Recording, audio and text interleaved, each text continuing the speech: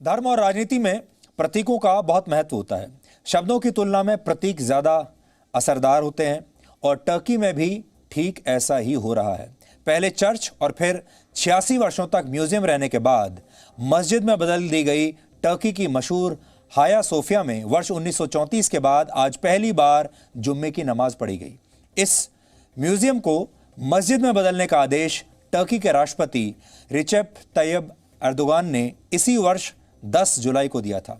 इसके बाद में टर्की की सुप्रीम कोर्ट ने भी इसकी इजाजत दे दी।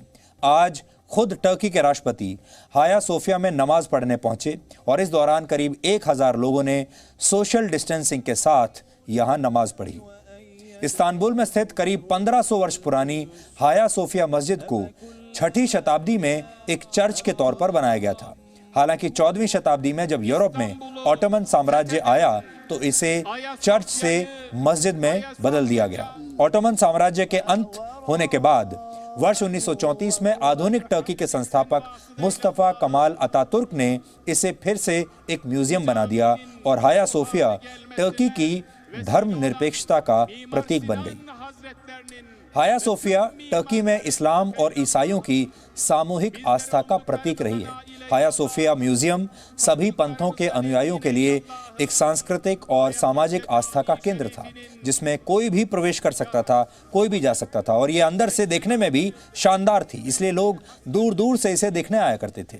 लेकिन अब 86 वर्षों बाद एक बार फिर से हाया सोफिया को म्यूजियम से तब्दील करके एक मस्जिद में बदल दिया गया है और इमारत के एक बड़े हिस्से को सिर्फ मुस्लिम समुदाय के लिए ही रिजर्व कर दिया गया है, यानी वहां पर मुस्लिम समुदाय के लोग ही प्रवेश कर पाएंगे।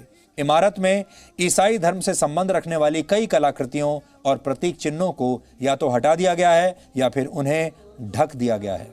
उदाहरण के लिए आज हुई नमाज से पहले हाया सोफिया में मौजूद वर्जिन मैरी और बेबी जीसस के चित्रों पर पर्दा डाल दिया गया, क्योंकि ये मक्का की दिशा में बने हैं और इसी दिशा में दुनिया भर के मुसलमान नमाज पढ़ते हैं। टर्की एक मुस्लिम बाहुल्य देश है जहां करीब 98% जनता इस्लाम को मानती है और टर्की की गिनती उन गिने चुने मुस्लिम देशों में होती है जिन्हें सबसे ज्यादा धर्मनिरपेक्ष यानी सेकुलर माना जाता रहा है। इसलिए हाया सोफिया को मस्जिद में बदलने के फैसले को लेकर टर्की के राष्ट्रपति एर्दोगान की बहुत आलोचना हो रही है।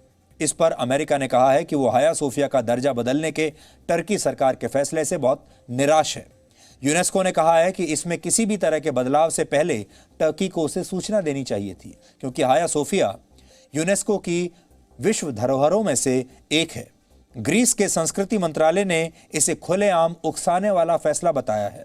रशिया के ऑर्थोडॉक्स चर्च के मुताबिक टर्की के इस फैसले से विभाजन बढ़ेगा, जो शर्म की बात है। हाया सोफिया को मस्जिद में बदलने के राष्ट्रपति एर्दोगान के फैसले का विरोध खुद टर्की में भी हो रहा है। टर्की के उदारवादी समाज का एक बड़ा हिस्सा एर्दोगान के इस कदम को बहुसंख्यकों का तुष्टीकरण बता रहा है। उनका आरोप है कि टर्की की गिरती अर्थव्यवस्था से एर्दोगान की लोकप्रियता कम हो गई है, इसलिए वो देश के मुस्लिम बहुसंख्यकों को कट्टरता की तरफ धकेल रहे हैं, उन्हें खुश करने की कोशिश कर रहे हैं। टर्की के पहले नोबेल पुरस्कार से सम्मानित लेखक ओरान पामुक ने कहा है कि टर्की पूरी दुनिया में एकमात्र ऐसा देश रहा है जिसकी बहुसंख्यक आबादी है, लेकिन टर्की हमेशा से तब भी सेकुलर रहा। हाया सोफिया इस गौरव का प्रतीक है, लेकिन इस गौरव को अब छीना जा रहा है। इन आलोचनाओं के बावजूद टर्की के राष्ट्रपति एर्दोगान बिल्कुल भी बेचैन नहीं है, बल्कि वो खुश होंगे, क्योंकि उन्होंने पिछले चुनावों में यह वादा किया था कि वो हाया सोफिया को मस्जिद में बदल देंगे और वो उन्होंने कर दिखाया।